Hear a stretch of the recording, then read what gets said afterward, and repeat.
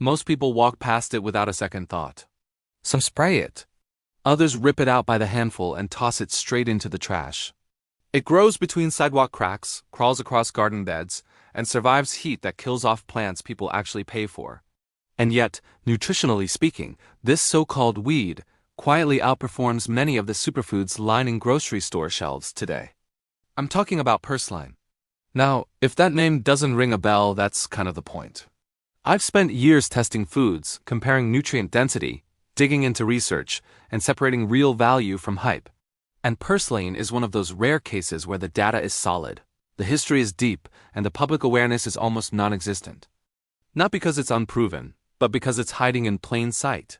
What makes this conversation different is that I'm not here to romanticize wild food or push some survivalist narrative.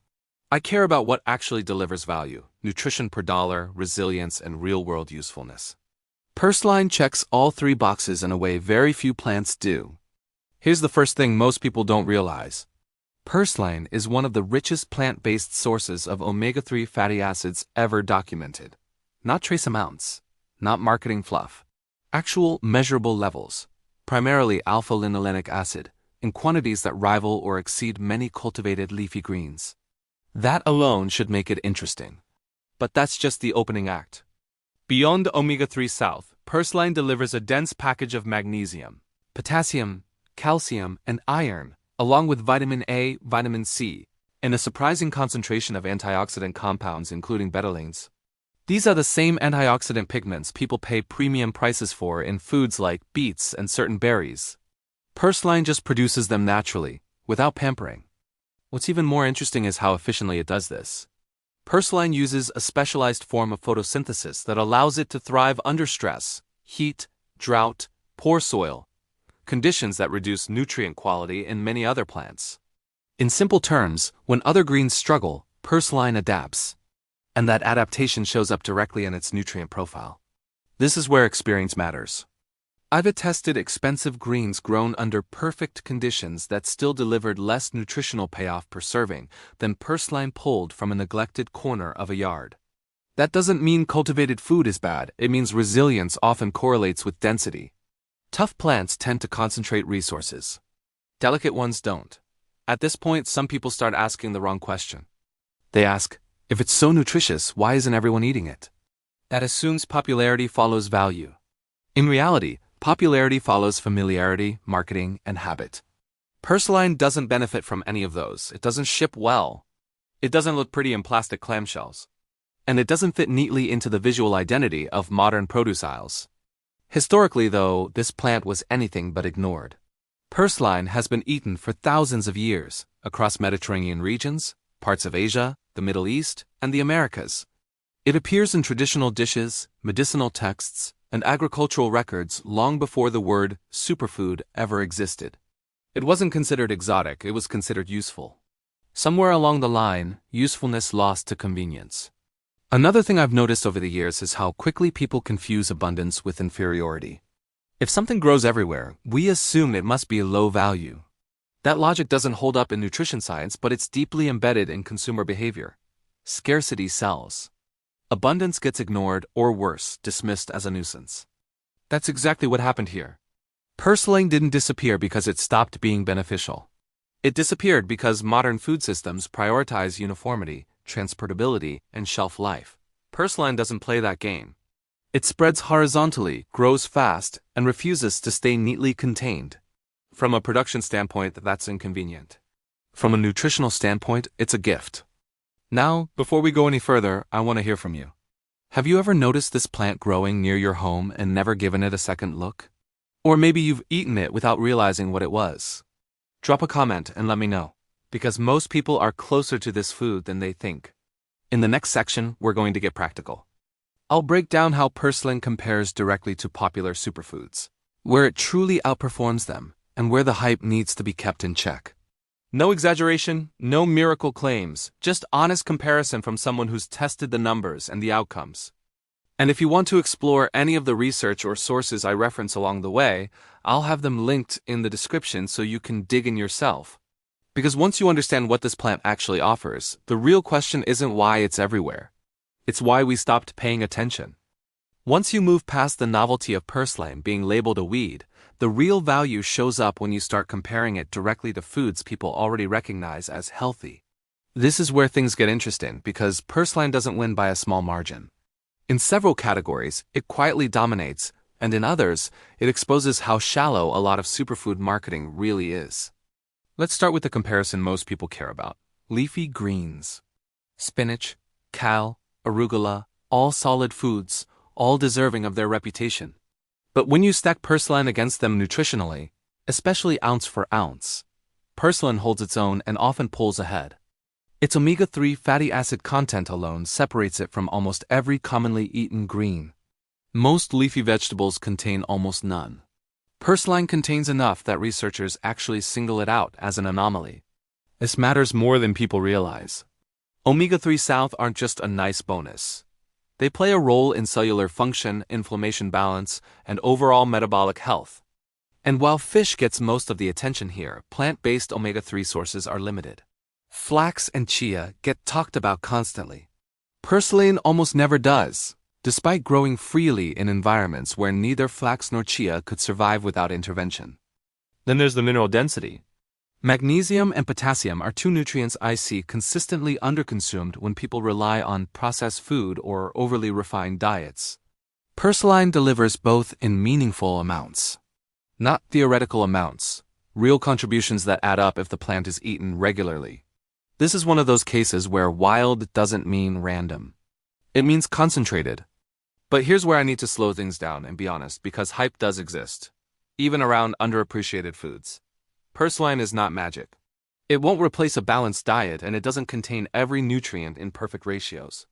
What it does offer is exceptional efficiency. For the effort required to grow or harvest it, the nutritional return is unusually high. I've compared purslane directly with popular premium greens, the kind sold in specialty stores at inflated prices. In many cases, those greens look better, store better, and market better. Nutritionally, not always better, sometimes worse. And that is not speculation, that is based on nutrient analysis and consistency across growing conditions. One thing that rarely gets discussed is bioavailability. It is not enough for a plant to contain nutrients. Your body has to be able to absorb them. Purslane's nutrient matrix, especially when eaten fresh and lightly prepared, appears to be well tolerated and usable. That doesn't mean everyone should eat massive quantities raw, but it does mean the nutrients aren't locked away behind excessive fiber or anti-nutrient barriers when consumed sensibly. This brings me to common mistakes. The biggest one I see is people treating purslane like a novelty garnish instead of a food. A leaf here, a sprinkle there, that's not enough to matter nutritionally. Traditionally, purslane was eaten as a vegetable, not a decoration. Cooked into dishes, mixed with grains, folded into stews, or eaten fresh in meaningful portions. If you're not consuming enough to matter, you won't notice the difference. Another mistake is assuming raw is always better. In reality, light cooking can improve digestibility for some people and reduce excessive oxalate intake. Again, this isn't about fear, it's about balance. Experience teaches you that the best food isn't the most extreme version, it's the most sustainable one. Now, let's talk about value, because this is where purslane really separates itself. You don't need specialized soil. You don't need fertilizer. You don't need constant watering. Purslane grows where other plants give up. From a cost per nutrient standpoint, it's almost absurd. Compare that to imported berries, powders, or supplements that promise similar benefits at 10 or 20 times the cost. And yes, supplements exist for a reason. I'm not anti-supplement. But food that delivers nutrition alongside fiber, hydration, and phytochemicals has an advantage pills simply can't replicate. Purslane sits firmly in that category. At this point, I want to pause and ask you something. Have you ever bought a superfood product, powder, capsule, or blend, that promised a lot but didn't actually change how you felt or performed? Be honest, we've all done it. Drop a comment and share which one disappointed you the most. Because one of the lessons purslane teaches is that visibility and value aren't the same thing. The foods doing the most work don't always have the loudest marketing. I also want to briefly acknowledge other edible weeds here, because purslane isn't alone. Dandelion greens, lamb's quarters, and plantain all have legitimate nutritional profiles and long histories of use. Each brings something different to the table. But purslane stands out because of its omega-3 content and its ability to thrive almost anywhere without sacrificing density. If you want to explore any of the research comparisons or nutrient breakdowns I'm referencing, I've linked them in the description so you can review the data yourself. I encourage that. Blind trust isn't what we're building here, understanding is. In part 3, we're going to zoom out.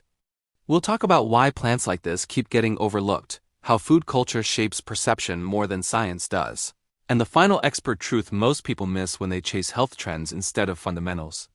Because once you understand that, you stop asking which superfood is best. You start asking which ones actually make sense. By the time you understand what purslane actually offers, the bigger lesson starts to come into focus. This isn't just a story about one overlooked plant. It's a case study in how modern food culture decides what gets celebrated, what gets ignored, and what quietly disappears from collective knowledge, even when the evidence never stops supporting it. One of the biggest misconceptions people carry is that nutrition advances in a straight line. That as science progresses, we automatically eat better. In reality, food trends move in cycles. We rediscover things, rename them, repackage them, and sometimes forget them all over again. Purslane didn't lose value. We lost context. For decades, convenience has shaped perception more than nourishment. Foods that fit large-scale systems, uniform crops, predictable yields, long shelf lives, naturally rise to the top. Foods that resist control, spread aggressively, or grow outside tidy rows tend to get labeled as problems instead of assets. That label sticks, even when it doesn't align with nutritional reality. This is where experience really matters. When you've spent years looking past labels and focusing on outcomes, you start to see patterns. Highly marketed foods often deliver marginal gains at high cost. Quiet, resilient foods tend to deliver consistent benefits with almost no barrier to entry. Purslane falls squarely into the second category. Another truth most people miss is that nutrition is contextual. A food doesn't need to be perfect to be powerful. It needs to complement the gaps people actually have. For many diets, those gaps are minerals, omega-3 fatty acids, and plant-based antioxidants. Purslane addresses all three without requiring drastic dietary changes or expensive substitutions. This also explains why purslane doesn't inspire dramatic testimonials. Its benefits are subtle, cumulative, and foundational. You don't feel mineral sufficiency overnight. You notice it when energy stabilizes, recovery improves, and cravings reduce over time. That kind of benefit doesn't go viral, but it lasts. I've also noticed that people tend to overcorrect when they discover foods like this. They swing from total avoidance to obsessive consumption that misses the point entirely. Purslane isn't meant to replace everything else on your plate. It's meant to strengthen the base, a supporting player that quietly improves the overall quality of your diet when used consistently. This is the same mistake people make with supplements, protocols, and trends. They chase the peak instead of building the foundation.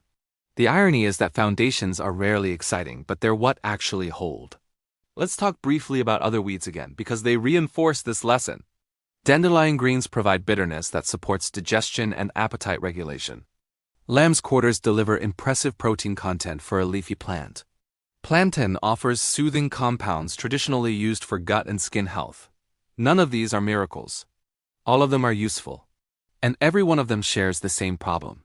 They don't fit the modern definition of premium. That definition is worth questioning. Premium today usually means rare, imported, processed, or heavily branded. Historically, premium meant reliable, nourishing, and available. Purslane fits the older definition perfectly.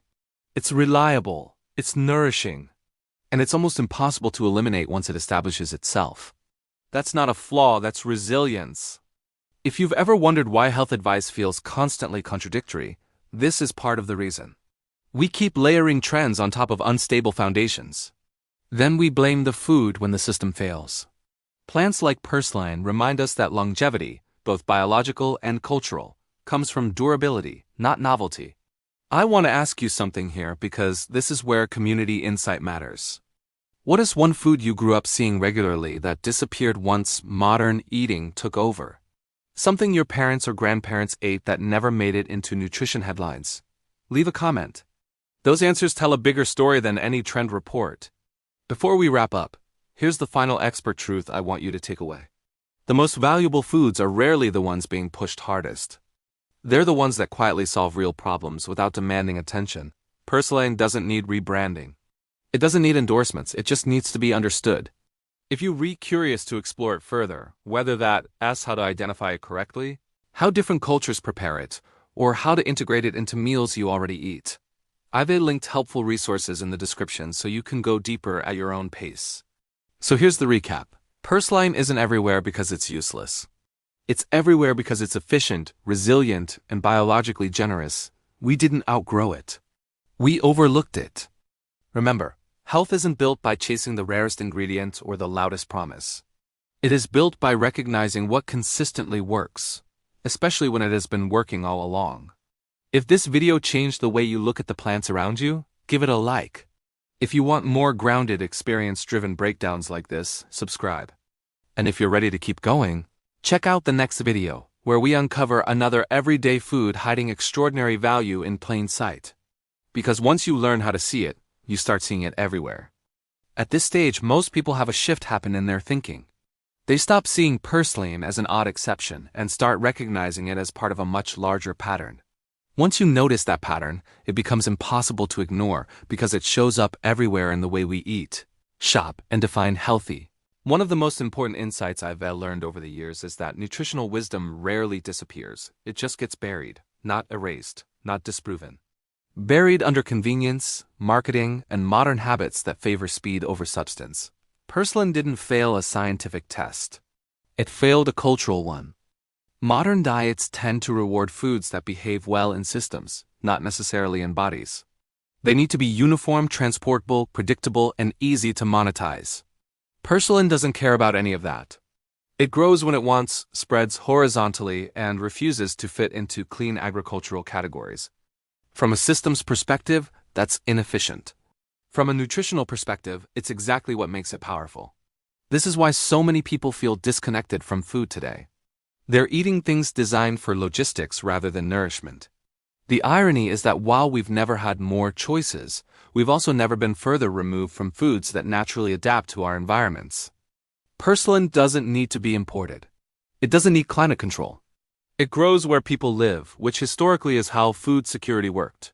When you understand that, the conversation stops being about weeds versus vegetables and starts being about relationship. Foods like purslane demand a little awareness. You have to notice them, identify them, learn how to use them properly. That small effort creates engagement, and engagement creates respect. That's something no packaged product can replicate. I've watched countless people chase health through restriction, supplementation, and expensive plans, only to overlook foods that could have strengthened their baseline effortlessly. Purslane represents the opposite philosophy. Add before you subtract. Build before you optimize. That approach isn't flashy, but it's how durable health is built. Another overlooked benefit of plants like purslane is dietary diversity. Diversity matters far more than most people realize. Different plants feed different microbial populations in the gut, support different metabolic pathways, and reduce over-reliance on any single food source. When diets shrink to a narrow list of approved foods, resilience drops. Purslane expands that diversity without complicating meals. This is also where budget reality comes into play. Not everyone has access to premium stores or specialty products. Not everyone should need them. Nutrition shouldn't be a luxury experience. Foods that grow freely and deliver meaningful value help level the playing field. That's not ideology, it's practicality. If you're someone who gardens, this lesson hits even harder.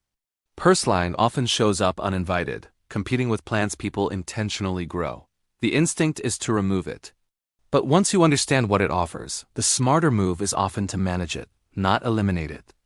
Let it coexist. Harvest it intentionally. Use it as part of the system instead of fighting it. This idea applies beyond gardening. It applies to eating habits as a whole. Stop trying to engineer perfection. Start working with what naturally thrives. The body responds better to cooperation than control. Let me pause here and bring you into the conversation again. Have you ever changed your mind about a food after learning what it actually does instead of what you were told about it? Maybe something you avoided for years that turned out to be useful. Share it. Those stories matter more than most advice. There's also a psychological element here that rarely gets discussed.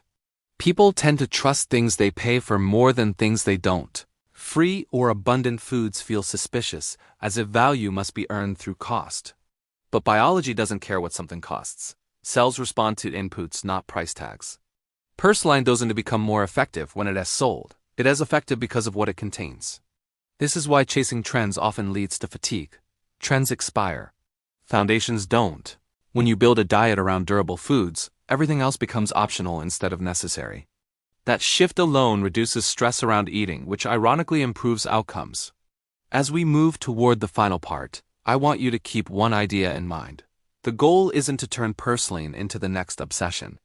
The goal is to change how you evaluate food entirely. Once you do that, you start spotting value where others see noise. In the final part, we'll bring everything together.